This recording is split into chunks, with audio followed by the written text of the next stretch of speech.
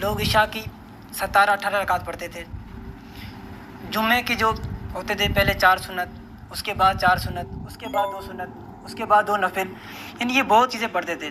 لیکن جیسے ہی آپ کا جو فتنہ ہے انورٹڈ کامہ میں, وہ جیسے ہی ہمارے پاس آیا نا, تو سنت موقدہ بھی آپ کے جو اسٹوڈنٹس ہیں کبھی کبھار, ریگولرلی نہیں, وہ چھوڑ دیتے. تو جو ہمارے مسجد کے متولی ہیں وہ کہتے ہیں کہ ان ساری چیزوں کا گناہ انجینئر صاحب پر ہوگا.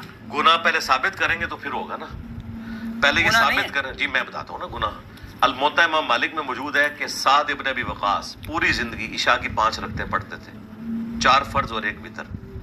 یہ سعد ابن ابی وقاص نبی علیہ السلام کے ماموں, عشرہ مبشرہ, شروع کے 10 مسلمانوں میں سے.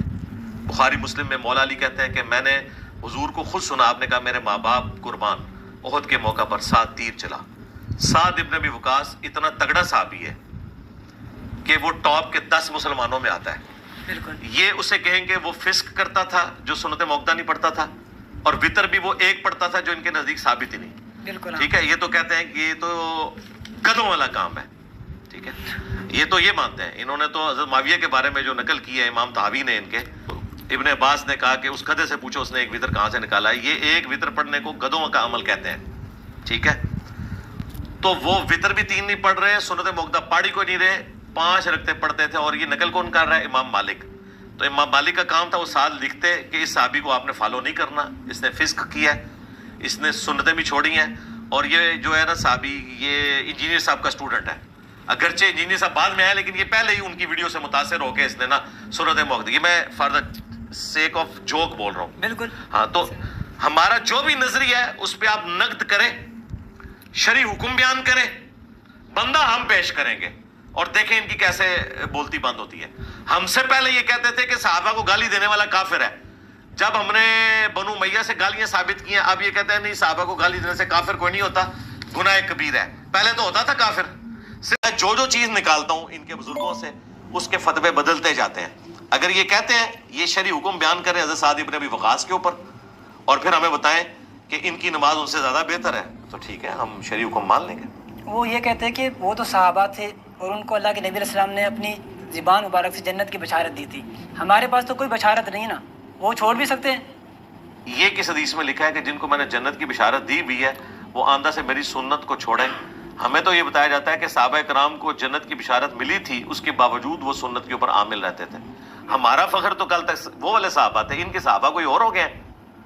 ہمارا فخر تو وہ صحابہ تھے کہ جامع ترمذی میں ہے کہ حضرت عثمان رضی اللہ تعالیٰ عنہ جب بھی کسی قبر کے اوپر کھڑے ہوتے اتنا روتے کہ ان کی داڑھی آنسوؤں سے تر ہو جاتی, اور لوگ کہتے ہیں کہ حضرت یہ آپ اتنا کیوں روتے ہیں؟ تو انہوں نے کہا میں نے رسول اللہ سے خود سنا ہے کہ قبر آخرت کی منازل میں سے پہلی منزل ہے, جس کی یہ منزل آسان ہوئی اگلی منازل اس کی آسان ہوگی, جس کی یہ مشکل ہوئی اگلی منازل اس کے لیے مشکل ہو جائیں گی.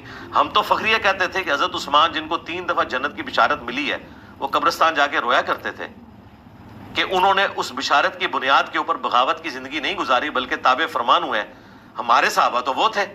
ان کے صحابہ اب یہ ہو گئے ہیں کہ جنت کی بشارت ملی ہے تو حضور کی سنتوں کو قتل کرنا شروع کر دیا انہوں نے.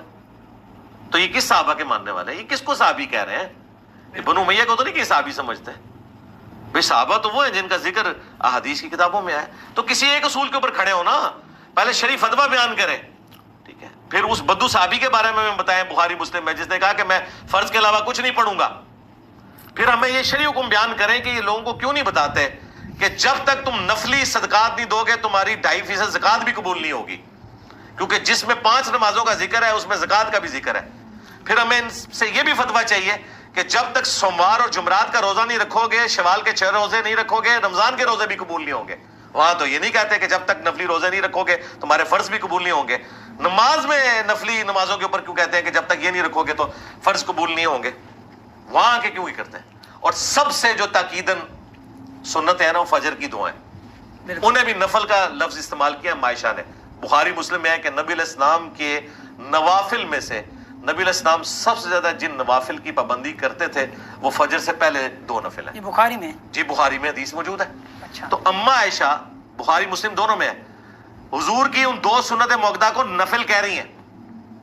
نفل کا مطلب ہی ہوتا ہے اضافی, نفلن, جس سے یہ سنت موقدہ کہہ رہے ہیں اما اسے کہہ رہی ہیں نفلن. تو باقی سنتیں تو اس کے مقابلے میں پھر چاہیے کوئی نہیں. اگر فجر کی 2 سنتوں کا یہ حال ہے. بالکل کلیئر ہو گئی بات. ہاں جی. اچھا اگر کوئی